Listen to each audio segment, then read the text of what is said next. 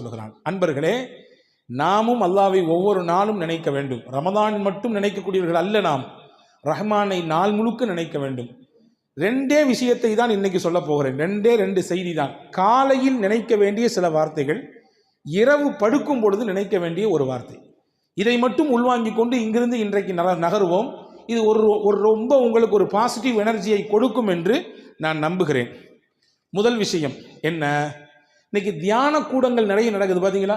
வாங்க, நாங்கள் ஒரு சில சொல்லித்தரோம், இவ்வளோ ஃபீஸு கட்டுங்க, ஒரு நாள் ஃபுல்லாக உட்காருங்க என்றெல்லாம் கூட்டிகிட்டு போய் தியான கூடங்கள் நடத்தி அவர்களுடைய அந்த சில கவலைகளுக்கு, கஷ்டங்களுக்கு, நெருக்கடிகளுக்கெல்லாம் தீர்வை சொல்வதை போன்று ஒரு கட்டமைப்பு இருக்குது. ஆனால் அப்படி தியான கூட நமக்கு தேவையில்லை. ஒரு தனியாக ஒரு இடத்துல உட்கார்ந்து நாம் அல்லாஹ்வை கொஞ்ச நேரம் நமக்கு தெரிந்த திக்ருகளை சொன்னால் போதுமானது. மனதிற்கு தானாக நிம்மதியையும் அமைதியையும் அல்லாஹ் தந்து விடுவான். தஃப்சீர் குர்துபி என்று ஒரு நூல் இருக்குது. திருக்குர்ஆனுடைய விரிவுரைகளிலே பல விரிவுரைகள், அதிலே இது ஒன்று. அந்த விரிவுரையிலே ஒரு செய்தி இருக்கிறது. இன்னைக்கு ஓதப்பட்ட சூரா அல் கஹ்ஃபினுடைய ஒரு வசனத்திற்கு கீழே அந்த செய்தி வருகிறது. ஃபலவுலா இத்தஹல்த ஜன்னதக குல்த மாஷா அல்லாஹ் என்று துவங்கக்கூடிய அந்த வசனத்துக்கு கீழே இந்த செய்தி இடம்பெறுது. என்ன செய்தி அப்படின்னா, யார் ஒருத்தர் டெய்லி காலையில் 4 தஸ்பீஹ் செய்கிறாரோ அல்லாஹ் 4 விதமான பாதுகாப்பு அந்த மனுஷனுக்கு தருவான். நீங்கள் பார்க்குறத பார்த்தா தெரியுது, டெய்லி காலில் செய்கிறது சரிதான், ஆனால் எந்திரிச்சா தான் செய்கிறது, எந்திக்கிறதே பெரிய பாடாக இருக்க என்று நமக்கு நினைப்பு இருக்குது. ஆனால் இந்தந்த பிரச்சனைகளிலிருந்து நாம் வெளியே வர வேண்டும் என்றால் நிச்சயம் எந்திரிக்க வேண்டும், சொல்லியாக வேண்டும். 4 தஸ்பீஹ் என்னவெல்லாம் அது? முதல் விஷயம் என்ன, மனிதனுக்கு மிகப்பெரிய ஆபத்தை தரக்கூடிய வஸ்துக்களிலே ஒன்று கண்பாடு. கண் இருக்குல்ல, ஒருத்தர் பார்க்கக்கூடிய பார்வையினால் பிரச்சனை வரும். நீங்கள் சொல்லலாம் கண்ணெல்லாம் சும்மாங்க, அதெல்லாம் யார் நம்புவா அப்படின்னு சொல்லலாம். ஹதீஸிலே வந்திருக்கிறது, சஹல் இப்னு ஹனீஃப் என்று சொல்லக்கூடிய ஒரு நபி தோழர், ரொம்ப பார்க்கறதுக்கு நல்ல வசீகர தோற்றம், பார்க்க ரொம்ப அழகாக இருப்பார். அந்த தோற்ற பொலிவு அப்படியே கண்ணை கவரக்கூடிய விதத்திலே இருக்கும். அவர் ஒரு நாள் திறந்த வெளி குளியல் அறையில் நின்று குளித்து கொண்டிருந்தார். திறந்த வெளி குளியல் அறை, அந்த வழியாக ஒருத்தர் வந்தார். அவருக்கு பேர் ஆமிர் இப்னு ரபியா. அவரை பார்த்த உடனே, இந்த மாதிரி ஒரு பேரழகரை நான் உலகத்தில் பார்த்ததே இல்லையே, இம்புட்டு அழகா இருக்கிறாரு என்று அப்படி ஏங்கி சொன்னார். சொன்னி முடிச்சது தான் தாமதம். குளித்து கொண்டிருந்த அந்த சஹல் இப்னு ஹனீஃப் என்று அப்படி பொத்துன்னு மயக்கம் போட்டு கீழே விழுந்துட்டார். கீழே விழுந்தா மூச்சு பேச்சு இல்லை, எந்திரிக்க மாட்டேங்கிறாரு. இப்போ சுற்றி இருந்தவங்களாம் என்னென்னமோ செஞ்சு பார்க்குறாங்க, ஒன்றும் கதை நடக்கலை. நேராக தூக்கிட்டு ரசூலுல்லாஹ்ட்ட போயிட்டான். யார் ரசூலுல்லாஹ், குளிச்சுட்டு இருக்க தமான கீழே விழுந்துட்டாரு, ஒன்றும் மூச்சு பேச்சு இல்லாமல் கிடக்கிறாரு, என்னாச்சு ஏதாச்சும் தெரியல. ரசூலுல்லாஹ் விசாரிச்சாங்க, என்ன நடந்துச்சுன்னு கேட்டாங்க. இங்கே மாதிரி அந்த சைடில் ஒருத்தர் வந்தார், அவர் பேர் ஆமிர் இப்னு ரபியா. அவர் இப்படி சொன்னார், இவருடைய அந்த அழகை பாட்டு, தோற்றத்தை பாட்டு, இப்படி அழகாக இருக்கிறாரு அப்படின்னு சொன்னார். அப்படின்னு சொன்ன உடனே ஸல்லல்லாஹு அலைஹி வஸல்லம் அங்கே நமக்கு எல்லாத்துக்கும் சேர்த்து ஒரு பாடம் சொல்லி தந்தாங்க. என்ன தெரியுமா சொன்னாங்க? மன் ரஆ ஷையன் ஃபஅஜபஹு ஃபகால மாஷா அல்லாஹ் லா குவத இல்லா பில்லா. உங்களுக்கு ஏதாவது பிரமிப்பை தரக்கூடிய விஷயத்தை நீங்க பார்த்தீங்கன்னா என்ன சொல்லுங்க? மாஷா அல்லாஹ் லா குவத இல்லா பில்லா, இப்படி சொல்லுங்க. இப்படி சொன்னீங்கன்னா உங்களுக்கு பிரமிப்பை தரக்கூடிய விஷயம் உங்களுக்கு நடந்தால் நீங்கள் சொல்லுங்க. அல்லது நமக்கு தெரியும்ல, நம்மள்ட்ட இது அழகாக இருக்குது, இன்றைக்கி போட்டிருக்கக்கூடிய ட்ரெஸ் நல்லா இருக்குது, நம்ம வாங்கியிருக்கக்கூடிய கார் நல்லா இருக்குது, நம்ம வச்சிருக்கக்கூடிய பைக்கு நல்லா இருக்குது, நம்ம கட்டியிருக்கக்கூடிய வீடு நல்லா இருக்குது அப்படின்னு நமக்கு தெரியும். நீங்கள் எல்லாம் முடிச்சு இந்த விஷயத்தை செஞ்சுருங்க. மாஷா அல்லாஹ் லா குவத்த இல்லா பில்லா இப்படி சொல்லிட்டீங்கன்னா என்ன நடக்கும்? கண் பாடிலிருந்து என்ன பிரச்சனை ஏற்படுமோ அதெல்லாம் ஏற்படாது. கண்ணினால் என்ன பிரச்சனை ஏற்படுமோ அது ஏற்படாது. இதை சொல்லிவிடுங்கள் என்று பெருமானார் ஸல்லல்லாஹு அலைஹி வஸல்லம் சொல்லிட்டு அடுத்து நடந்தது தான் செய்தி. இந்த ஆமிர் இப்னு ரபியாவை பக்கத்தில் கூப்பிட்டு அவரை ஒது செய்ய சொன்னாங்க. தண்ணீரை வச்சு ஒது செய்ய சொன்னாங்க. அவருடைய முகம், கை, கால் எல்லாத்தையும் கழுகினார். ஒரு அறிவிப்பிலே வந்திருக்கு, அவருடைய உடலை முழுக்க கழுக சொன்னார்கள்.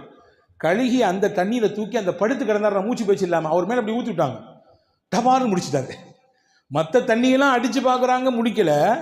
இவருடைய உடம்பிலிருந்து பட்டு வந்த நீரை தூக்கி ஊட்டினார்கள். மயங்கி கிடந்த அந்த சஹல் இப்னு ஹனீஃப் என்ற சஹாபி எழுந்தார். பெருமானார் ஸல்லல்லாஹு அலைஹி வஸல்லம் லில் ஐனி ஹக்குன், கண்ணுக்கும் சில விஷயங்கள் இருக்கிறது, எனவே அந்த விஷயத்தில் நீங்கள் கவனமாக இருங்கள் என்று பெருமானார் ஸல்லல்லாஹு அலைஹி வஸல்லம் சொல்லி தந்தாங்க. எனவே தான் நம்முடைய முன்னோர்கள் எல்லாம் வீடுகளுக்கு முன்னால் சில வாசகங்களை பொறித்திருப்பார்கள். வஹப் பின் முனப்பஹ் என்று சொல்லக்கூடிய மிகச்சிறந்த மார்க்க அறிஞர்களில் கட்டுப்பட்ட தாபீன்களுடைய வரிசையில் வரக்கூடியவர், அவருடைய வீட்டுக்கு முன்னாடி எழுதி போட்டிருப்பாராம். என்ன இதை? மாஷா அல்லாஹ் லா குவத்த இல்லா பில்லா. ஏன் எழுதி போட்டிருக்காரு?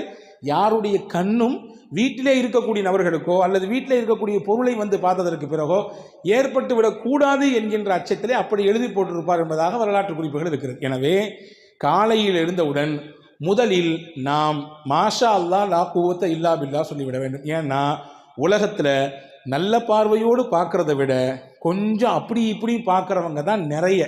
இதுதான் யதார்த்தம், அதை புரிஞ்சுக்கணும். ஒரு ஊர் வழியில் ஒரு பாதையில் ஒருத்தர் நடந்து போய்கிட்டே இருந்தாராமா. போய்கிட்டே இருந்த உடனே ஒரு குளத்து ஓரத்தில் ஒருத்தர் நீச்சல் தெரியாமல் அப்படியே அங்கிட்டு இங்கிட்டும் தத்தளிச்சுக்கிட்டு இருக்கிறாரு. இந்த நடந்து வந்தவருக்கு நீச்சல் தெரியும். டபார்னு குதிச்சாரு. குதிச்சு அந்த தத்தளித்து கொண்டு போகிற தூக்கி கொண்டு வெளியே கொண்டு விட்டார். இன்னொருத்தர் அந்த வழியாக வந்தார். ஏன் இப்படி என்னாச்சு திடீர்னு தூக்கிட்டே அப்படின்னு கேட்ட உடனே அவர் சொன்னார், அந்த போர்டை பார்த்தியா, என்ன போர்டில் எழுதியிருக்கு, யாராவது இந்த குளத்திலே தவறி விழுந்து நீச்சல் தெரியாமல் தத்தளித்து கொண்டிருந்தால் அவர்களை யாராவது காப்பாற்றி விட்டால் அவருக்கு 500 ரூபாய் பரிசு, அதனால தான் செஞ்சேன் அப்படின்னாரா இவர். வந்தவர் சொன்னார், அந்த பக்கம் ஒரு போர்டு இருக்குது, அதை பார்த்தியா, ஏன் என்னது, அங்கே எழுதிருந்துச்சு யாராவது இந்த குளத்திலே விழுந்து இறந்து விட்டால் அந்த பாடியை தூக்கி வெளியே போட்டால் அவங்களுக்கு 5000 ரூபா பரிசு. இவன் சொன்னானா, நான் முதல்ல பார்த்துருந்து அதை செஞ்சிருப்பேனே அப்படின்னானா, நான் முதல்ல அந்த போர்டை பார்த்துருந்து அந்த வேலையை செஞ்சுருப்பேன், இதை முதல்ல பார்த்து தொலைஞ்சிட்டேன். இதுதான் யதார்த்தம். நிறைய நபர்களுடைய நினைப்பு இப்படி தான் இருக்கிறது. எனவே நாம் கண்ணிலிருந்து பாதுகாப்பு பெறுவதற்கு முதல் விஷயமாக இதை நாம் சொல்லிக்கொள்ள வேண்டும். 1. 2வது, ஷைத்தானுடைய தீங்கிலிருந்து பாதுகாப்பு பெறுவதற்கு பெருமானார் ஸல்லல்லாஹு அலைஹி வஸல்லம் ஒன்று கற்றுக் கொடுத்தாங்க. அதுதான் ஹஸ்புன் அல்லாஹு வ நிஅமல் வக்கீல். எல்லாத்துக்கும் தெரிஞ்ச ஒரு திக்ரு தான் இது, புதுசாக நான் ஒன்று நான் சொல்லி தரல. ஹஸ்புன் அல்லாஹு வ நிஅமல் வக்கீல் என்பது ஹஸரத் சையதுனா இப்ராஹிம் அலைஹிஸ்ஸலாம் சொன்ன வார்த்தை. இப்ராஹிம் அலைஹிஸ்ஸலாம் சொன்ன வார்த்தை அது. ஹஸ்பி அல்லாஹு வ நிஅமல் வக்கீல் அவங்க சொன்னாங்க. இப்போ நம்ம சொல்லும் பொழுது ஹஸ்புன் அல்லாஹு நிஅமல் வக்கீல் என்று சொல்வதனாலே என்ற பெரிய அர்த்த வேறுபாடு வராது. இதை சொல்ல வேண்டும். இப்படி சொன்னால் அல்லாஹ் ஷைத்தானுடைய தீங்கிலிருந்து அந்த நாள் முழுக்க அவரை பாதுகாப்பான். ஷைத்தானின் தீங்கு என்பது ரொம்ப ஆபத்தானது. ஹாரூன் ரஷீத் பாஷா இருந்தாங்க ஒருத்தவங்க, ரொம்ப முக்கியமான மன்னர்களில் ஒருவர், ஜனாதிபதி. அவர் உமையாக்களினுடைய ஆட்சியில் முக்கியமான ஒரு ஜனாதிபதி, பெரிய பெரிய பரப்பளவை ஆட்சி செய்த மன்னர் ஹாரூன் ரஷீத் பாஷா. ஒரு நாள் அவர் தூங்கிட்டு இருந்தார். காலையில் ஃபஜருடைய நேரம், அரண்மனையில் தூங்கிட்டு இருக்காரு. வெளியிலேருந்து அவர் பேரை சொல்லி யாரோ சத்தம் கொடுக்காங்க, ஹாரூன் ஹாரூன் ஹாரூன், எந்திரிங்க எந்திரிங்க, நேரம் ஆச்சு, ஃபஜர் தொழுவுங்கன்னு. இப்போ இந்த மன்னருக்கு ஆச்சரியம், நம்ம பேரை சொல்லி இவ்வளவு துணிச்சலாம் யாருப்பா கூப்பிட்றா அப்படின்னு சொல்லி வெளியே வந்து பார்த்தாங்க. ஒருத்தர் நின்னாரு. நீ யார், நீ இந்த நாட்டினுடைய மன்னர், நான் இவ்வளோ பெரிய பரப்பளவை ஆட்சி செய்யக்கூடியவன், என்னையை பார்த்து பேர் சொல்லி கூப்பிடுறிய, யார் நீன்னு கேட்டாங்க. அப்போ ஹாரூன் ரஷீத் பாஷா சொன்னால், நான் தான் ஷைத்தான் அப்படின்னா. அவன், நீ எழுப்பி விட மாட்டியப்பா, நீ வந்து தூங்க தானே வைப்பேன், நல்லா தூங்கு, ஃபர்குது, இன்னும் நேரம் நிறைய இருக்குது, இன்னும் தூங்குன்னு சொல்கிற ஆள் தானே நீ, என்னை எழுப்பி விட்டுடி எப்படின்னு கேட்டாங்க ஹாரூன் ரஷீத் பாஷா. அவன் சொன்னானம்மா, 2 நாளைக்கு முன்னாடி ஃபஜர் தொழாமல் நீங்கள் தூங்கிட்டீங்க, எந்திரிச்சு உட்காந்து ஃபஜர் தொழுகலையேன்னு சொல்லி வருத்தப்பட்டு அழுது அன்னைக்கு ஃபுல்லாக அல்லாட்ட மன்னிப்பு கேட்டீங்க. நீங்கள் ஃபஜர் தொழுதுருந்தா கூட இப்படி பெரிய நன்மை அல்லாஹ் உங்களுக்கு தந்திருப்பான் போல தெரியல. ஆனால் ஃபஜர் தொழாமல் அம்பிட்டு தூரம் அழுது கண்ணீர் விட்டு அல்லாட்ட மன்னிப்பு கேட்டீங்கல்ல, உங்களுக்கு நிறைய நன்மை அல்லாஹ் கொடுத்துட்டான் அப்படின்னு சொல்லிட்டு சைத்தான் சொன்னானா. அதனால தான் அது கிடைக்கக்கூடாது அப்படின்றதுக்காண்டி இது கிடைச்சா கூட பரவாயில்ல அப்படின்னு நினச்சி இந்த வேலை செஞ்சேன் அப்படின்னு சொல்லி சைத்தான் சொன்னானா. இதை நீங்கள் தப்பாக புரிஞ்சுட்டு, சரி ஃபஜர் தொழாட்டியும் பரவாயில்ல போல தெரியுது, எந்திரிச்சு உட்காந்து 2 சொட்டு கண்ணீர் விட்டா போதுமானது, அஜரத்தே சொல்லிட்டாருன்னு நினச்சி நீங்கள் தப்பாக கணக்கு போடக்கூடாது. யதார்த்தத்தை சொல்கிறேன். ஷைத்தானுடைய நிலைப்பாடு எப்படி இருக்கும் என்றால், எப்படி ஒரு மனிதனை திசை திருப்பலாம், வழிகெடுக்கலாம் என்றே சிந்திப்பான். அப்போ அவனுடைய தீங்கிலிருந்து நாம் பாதுகாப்பு பெற வேண்டும் என்றால் டெய்லி காலையில் ஹஸ்புன் அல்லாஹு வ நிஅமல் வக்கீல் என்பதை ஓதிக்கொள்ள வேண்டும் என்று அறிஞர்கள் சொல்கிறார்கள். இது 2. 3வது, இது மட்டும்தான் நாம் கொஞ்சம் தெரியாத ஒன்று, திருக்குர்ஆனுடைய ஒரு வசனம், அந்த வசனத்தினுடைய ஒரு துண்டு. இதை டெய்லி ஒரு தடவை, ஒரே ஒரு டைம் ஓதினா போதும். என்னது அது? வ உஃபவ்விது அம்ரி இலல்லாஹ், அவ்வளோதான். வ உஃபவ்விது அம்ரி இலல்லாஹ், 4 வார்த்தைகள் தான். என்னுடைய மொத்த பொறுப்பையும் அல்லாஹ்விடத்திலே ஒப்படைத்து விடுகிறேன். இதுதான் இதனுடைய பொருள். இதை ஓதுனா என்ன கிடைக்கும்? மனிதர்கள் என்ன மாதிரியான தீங்கெல்லாம் செய்வார்களோ அந்த தீங்கின் மொத்தத்திலிருந்தும் அல்லாஹ் நம்மை பாதுகாப்பான். இதனுடைய இன்னொரு ரகசியத்தை சொல்கிறேன் கேட்டுங்க. நம்முடைய பிள்ளைகளை நாம் வெளியே அனுப்புகிறோம், காலேஜுக்கு அனுப்புகிறோம், பள்ளிக்கூடங்களுக்கு அனுப்புகிறோம். நம்ம வீட்டினுடைய பெண்கள் வெளியே போகிறார்கள், வேலைகளுக்கு போகிறோம். நம்முடைய பிள்ளைகள் வேலைக்கு போகிறார்கள், வெளிநாடுகளுக்கு போகிறார்கள். போகும் பொழுது யார் இந்த ஆயத்தை ஓதி அவர்களுக்கு பாதுகாப்பாக அல்லாஹ் இருப்பான் என்று சொல்லி அனுப்புகிறார்களோ அல்லாஹ்வுடைய ஈமானையும் பாதுகாப்பான், அவருடைய ஒழுக்கத்தையும் அல்லாஹ் பாதுகாப்பான். இன்னைக்கு காலகட்டத்தில் 2மே மிகப்பெரிய சவாலான விஷயம். ஈமானை பாதுகாக்கிறதும் பெரிய சவால், ஒழுக்கத்தை பாதுகாப்பது மிகப்பெரிய சவாலாக இருக்கிறது இல்லையா? ஒழுங்கீனமான காட்சிகள் எத்தனை எத்தனை நடக்குது பார்க்குறோமா இல்லையா? எக்கச்சக்கமான காரியங்களிலே இன்றைக்கு இலசுகள் சிக்கி தங்களுடைய எதிர்காலத்தை சின்னாபின்னப்படுத்திக் கொள்கிறார்களே, பார்க்கிறோமா இல்லையா?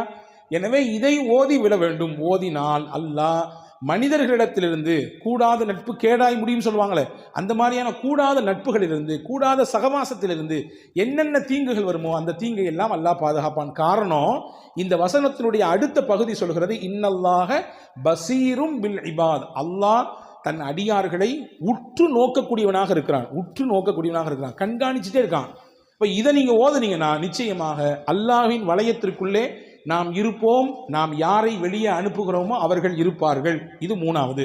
நாலாவது விஷயம் என்ன? காலைல எந்திரிச்சவன சொல்ல வேண்டியது, ஹதரத் சையதுனா யூனுஸ் அலைஹிஸ்ஸலாம் சொன்ன ஒரு கலிமா. என்ன கலிமா அது? சொல்ல தானே நீங்கள் இருக்கிறீங்க, நீங்கள் சொல்லிதாங்க என்று நீங்கள் கேட்கறது புரியுது. லா இலாஹ இல்லா அன்த சுபஹானக இன்னி குந்து மினல் ஸாலிமீன். இது ஒரே ஒரு தடவை காலை ஓதினால் என்ன கிடைக்கும்? இன்னைக்கு உச்சகட்டமான நோயாக இருக்கக்கூடிய எல்லாத்துக்கும் இருக்கு, சின்ன பிள்ளையிலிருந்து வயசான பெரியவங்களே இருக்குது. என்ன? கவலை கவலை கவலை. எதையாவது நினைச்சு கவலை, எதையாவது நினைச்சு புலம்படி இல்லையா? அந்த கவலைகளிலிருந்தெல்லாம் அல்லாஹு தஆலா வெளியே கொண்டு வருவான் மனிதனை. ஹஜ்ரத் யூனுஸ் அலைஹிஸ்ஸலாமுக்கும் கவலை இருந்தது. அல்லாஹ் குர்ஆனிலே சொல்கிறான், வகதாலிக நுஞ்சில் முஃமினீன். ஹஜ்ரத் யூனுஸ் அலைஹிஸ்ஸலாம் மீன் வயிற்றுக்குள்ளே இருந்தார்கள், ஒரு விஷயம் செய்யக்கூடாது, அதை செய்தார்கள். அல்லாஹ் ஒரு சின்ன மாற்றத்தை கொடுக்க நினைத்தான், மீன் வயிற்றுக்குள்ளே வைத்தான். 40 நாட்கள் இருந்தார்கள். அவர்கள் 3 இருளிலே சிக்கி இருந்தார்கள். கடலின் ஆழம், கடல், இன்னொன்று மீன் வயிறு. அங்கே இருந்து கொண்டுதான் இந்த கலிமாவை ஓதினார்கள். அல்லாஹ் சொல்லுகிறான், இந்த கலிமாவை மட்டும் யூனுஸ் ஓதாமல் இருந்திருந்தால் அவர் அதே மீன் வயிற்றுக்குள்ளே கியாமத் வரை இருந்து போயிருப்பார், மறுமை வரை அந்த மீனுக்குள்ளேயே இருந்து போயிருப்பார் என்று அல் குர்ஆனிலே சூரா சாஃபாத்திலே அல்லாஹ் சொல்லுகிறான். இப்போ என்ன சொல்ல வரேன்னா, அல்லாஹ் சொல்றான், ஃபனஜ்ஜைனாஹு மினல் கம். அந்த யூனுஸை இந்த கலிமாவின் மூலமாக அவருடைய கவலையிலிருந்து நாம் வெளியே கொண்டு வந்தோம், அவருடைய ஸ்ட்ரெஸ்லேருந்து நம்ம வெளியே அவரை தூக்கிட்டு வந்தோம் நல்லா சொல்கிறான். ஹஜ்ரத் ரசூல் ஸல்லல்லாஹு அலைஹி வஸல்லம் சஹாபாக்களுக்கு சொல்லி கொடுத்தாங்க, இதை நீங்களும் ஓதுங்கன்னு சொன்னாங்க. இப்போ சஹாபாக்கள் கேட்டாங்க, யார் ரசூலுல்லாஹ் இதை ஓதுனா என்ன கிடைக்கும்? அல்லாஹ் சொல்றது உங்களுக்கு தெரியலையா? கதாலிக நுஞ்சில் மூமினீன், அவ்வாறே மூமின்களையும் நாம் பாதுகாப்போம், மூமின்களுக்கும் கவலையிலிருந்து வெளியே கொண்டு வருவோம் என்று அல்லாஹ் சொல்றானே, அது உங்களுக்கு புரியலையான்னு கேட்டாங்க ஸல்லல்லாஹு அலைஹி வஸல்லம். எனவே கவலையிலிருந்து வெளியே வருவதற்கான மிகச்சிறந்த மருந்தாக கலிமே யூனுஸ் அலைஹிஸ்ஸலாம் ஓதி இந்த கலிமா இருக்கிறது. ஆக இந்த 4 விஷயத்தையும் டெய்லி காலையில் செய்துவிட்டால் அல்லாஹ்வின் அருளால் 4 விதமான பாதுகாப்பை நம்மால் பெற்றுக்கொள்ள முடியும். முதல்லேன்னு சொல்லிட்டா ரீவைண்டிங் பண்ணட்டுமா? முதல் விஷயம் என்ன என்றால், கண் பாடிலிருந்து பாதுகாப்பு பெறுவதற்கு மாஷா அல்லாஹ் லா குவத்த இல்லா பில்லா.